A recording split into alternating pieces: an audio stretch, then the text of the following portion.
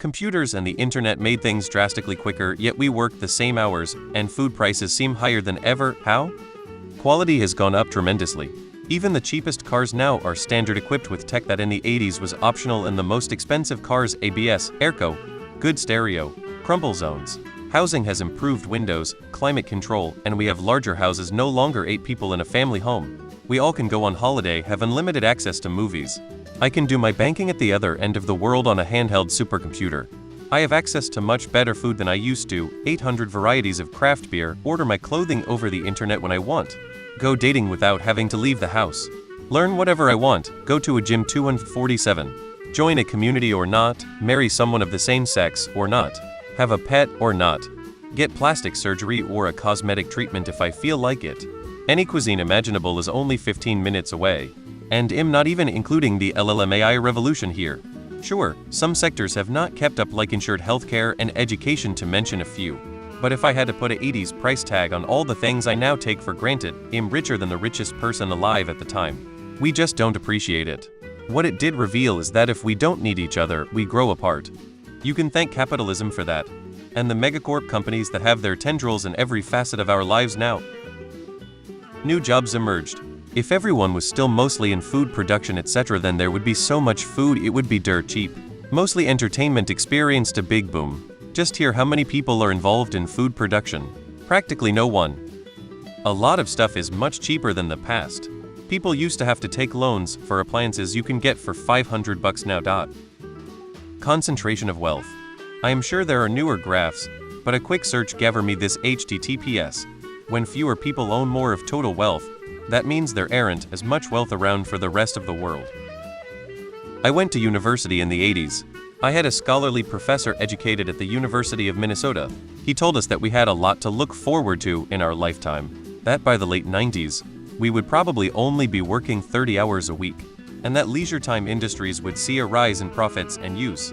I've been looking for it ever since. Bring back Monopoly. Our youngsters need a lesson from that board game. It's all gone to the capitalists. They are richer than ever. Baby boomers sat around and wondered why they still work so much now that cars and TVs and telephones have surely made people way more productive. It's how society works, my dude. The devices you own aren't contributing to the efficiency of the supply chain. For example, the people who own the computers that are used in various industries to increase efficiency are wealthy capitalists who have no obligation to do anything but increase shareholder profits, which is exactly what they do, and it's made shareholders unfathomably wealthy. Many would unfortunately argue what I've just described is good, and it's exactly how the system should work. Technology of the past, like sanitization, agriculture, electricity, benefited everyone. Agriculture had trade-offs. An agricultural society could grow larger and survive worse conditions than hunter-gatherers. But everyone aside from the richest people in an agricultural society works longer and harder than they would as a hunter-gatherer. It only takes about 20 hours a week of work to survive as a hunter-gatherer. https://pmc.ncbi.nlm.ni.gov articles. PMC 4,098,799. Same thing can be said for the steamship, the train, and the automobile. You don't get advancements in development by purely leveraging what's made currently. If that were the case, we'd still be using PCs in monochrome. Corporate greed and illegal monopolies. Under capitalism, technology serves to increase the exploitation of the working class, rather than to save labor time. Marx saw this way back in the 19th century. These were investments to get more out of people, not to give you time back. Because most jobs constitute selling hours, not outcomes.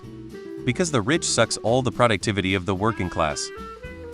I don't have much to say about your general question about pay and productivity, but I do know a little about food costs. Even with the current inflation, corporate greed, my understanding is that both most of the world today and here in the past, people like boomers spent a much higher percentage of their income on food than we do today. We became used to unnaturally low food costs that humanity had never seen due to government subsidies, and now with climate change and energy costs, we are finally seeing food prices closer to what most of the world pays when adjusted for percentage of income. Competitive egomaniacs. Instead of working fewer hours, we're making a whole lot more stuff. So the benefit is in our resulting standard of living increasing drastically in the past 50 years.